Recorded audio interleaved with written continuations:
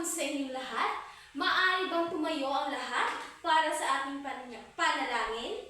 Ating simulan ang ating klase sa panalangin na pangungunahan ni Binibining Inoferio. Amen!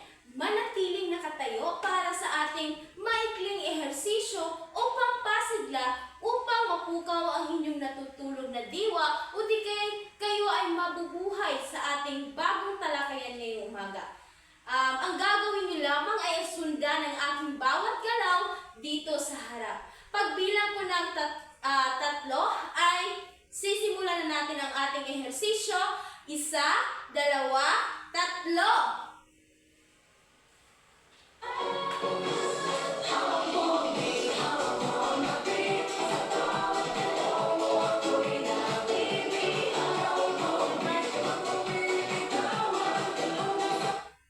Ayan!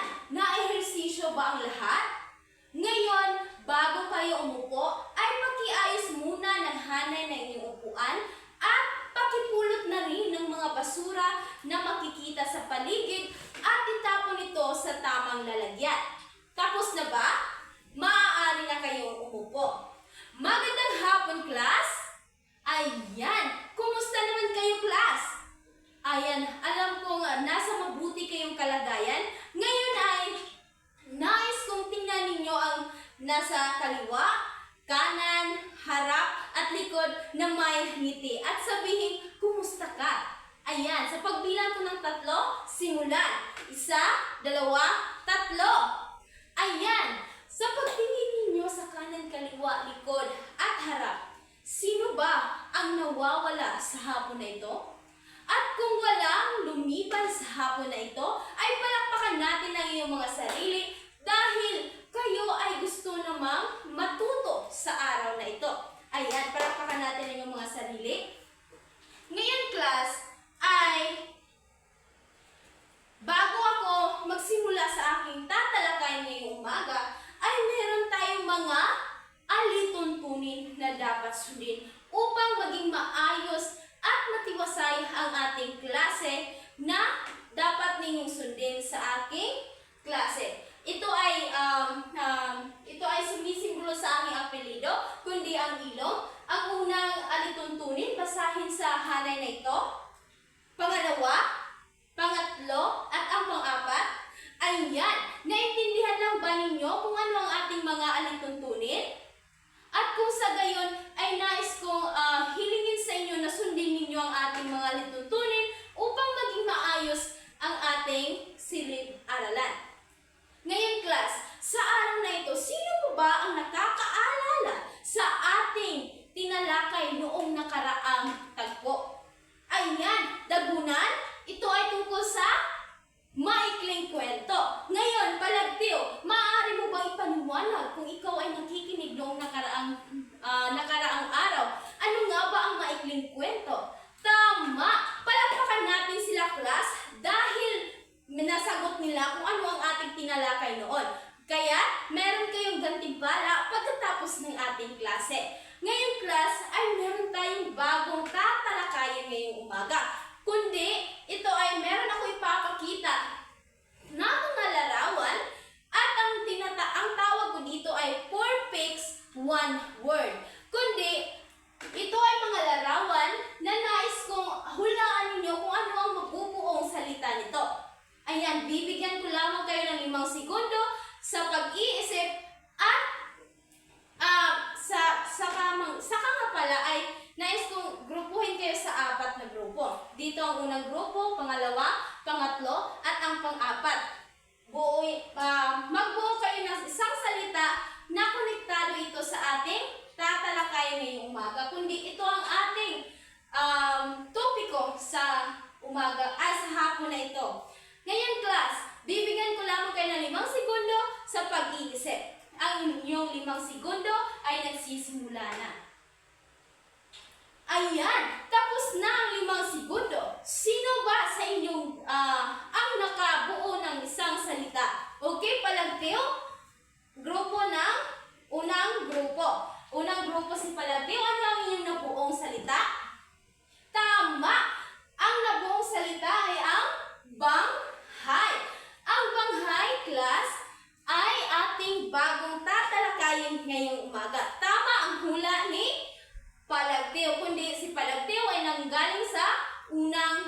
grupo. Ngayon ay aalamin natin kung ano nga ba ang banghay. Maaari bang basahin ninyo ang ating mga layunin? Ayan! Maraming salamat sa pagbasa. Susunod. Ano nga ba ang banghay? Okay, class. Ano nga ba ang banghay? So, Rosa, ano ang iyong ideya o di kayo sumasabi sa inyong isipan kung ano nga ba ang banghay? Ito ay tama! Class, palakpakan natin si Rosa sapagkat nahulaan niya kung ano ang banghay. Ngayon, class, ang isang banghay ay pakibasa, Junel? Tama! Ang banghay, class, ito ay pagkasunod-sunod ng isang paksa o pangungusap. Ngayon, class, ay meron akong kwento na kung saan ito ay halimbawa ng isang banghay. Ngunit bago iyan, aalamin natin kung ano ang mga bahagi o uri ng isang banghay. Una ay ang tatlong bahagi ng banghay. Una ay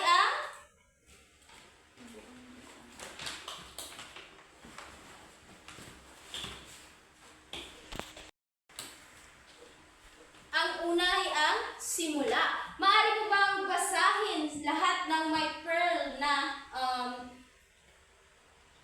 hikaw? Maaari niyo bang basahin ng sabay-sabay kung ano ang simula?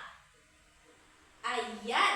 Ang simula, dito nagbanggit ang kilos, pagpapakilala, o di kaya tulad lamang si Juan ay isang bata na nakatira sa nayon kung saan siya ay mabait at may dalawa lamang siyang kamay sa kanyang dito sa kanan. Pero lamang siyang, kung sa Bisaya pa, ang tawag ay tudlo. May dalawang tudlo siya dito sa kanyang kanan na kundi si Juan ay may kapangyarihan. Yan ang halimbawa ng simula.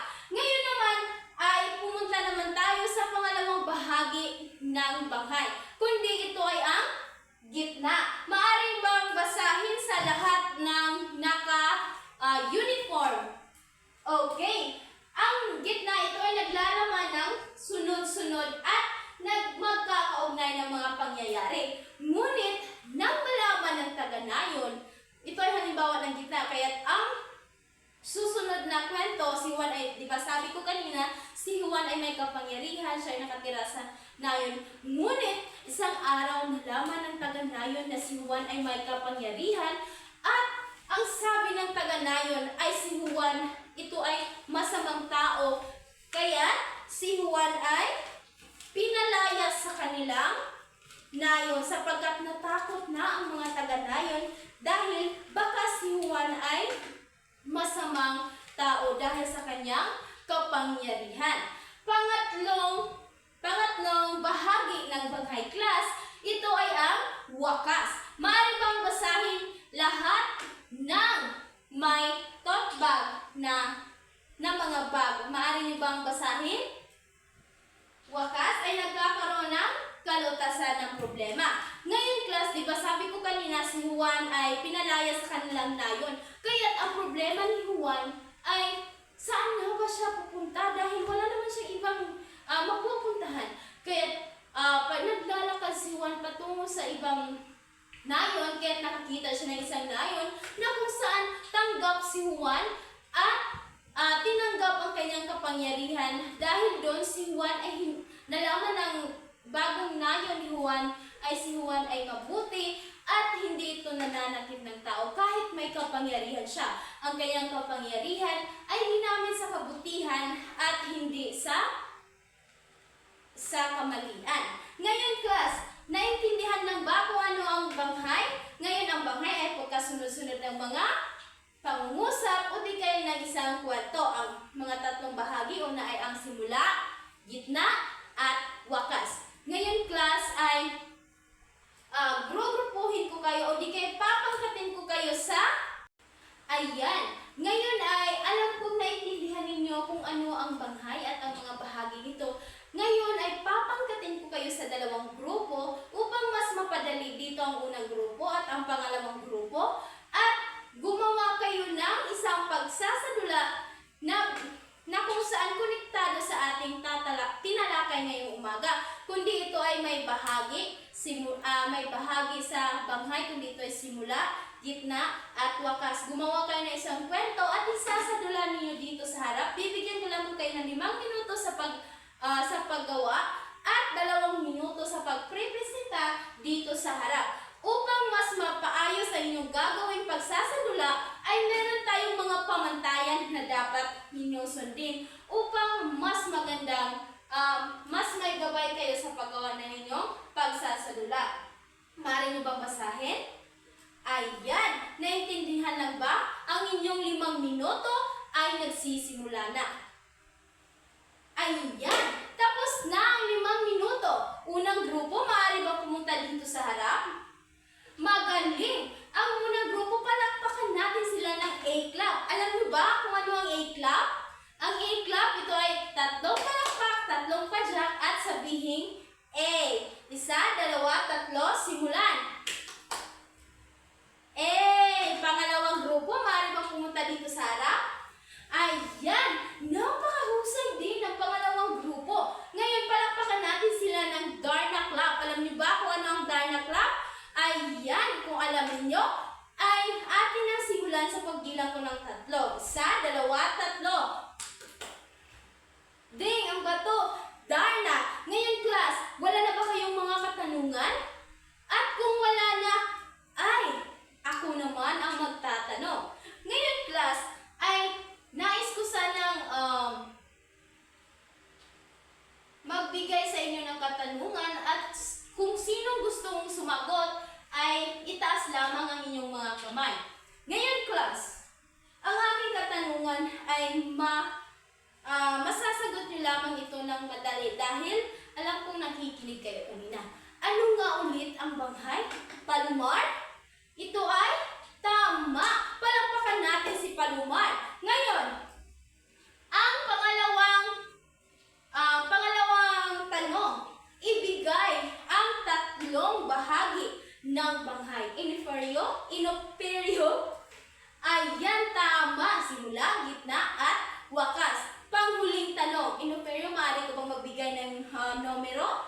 Ito ay number 3. Kundi ito si Karyaga. Karyaga, maaari bang tumayo? Ang panghuling tanong ay, paano mo mapapahalagahan ang banghay at ang mga bahagi nito bilang isang mag-aaral sa araw-araw nating pag-aaral? Ayan, magaling! Alam kong nakikinig kayo sa ating tinalakay ngayong umaga. Ngayon ay nais kong kumuha kayo ng sangkaapat na papel at sagutan ninyo ang pagtataya. Kumuha kayo ng papel at tukuyin ang mga sumusunod. Meron lamang kayong mga 5 minuto sa pagsagot nito. Ayan, tapos na ang 5 minuto. Maaari nyo ba ipasa dito sa harap? 1, 2, 3, 4, 5. Ayan, ngayon class, huwag na kayong mag-worry sapagkat ako na ang magwawasto nito. Wala na ba kayong mga katanungan, violent reaction, clarification, o ano pa yan? Kung wala na ay meron kayong takdang aralin sapagkat gusto kong may matutunan din kayo kahit nasa bahay lang kayo. Ngayon, ang takdang aralin ay pakibasa dagunan. Ayan. Naintindihan lang ba? At magsasend lang din ako sa GC natin upang di ninyo malimutan kung ano ang ating takdang aralin. Meron pa bang mga katanungan? At kung wala na, maaari bang tumayo ang lahat? Ayan. Maraming salamat. Paalam. Perfect.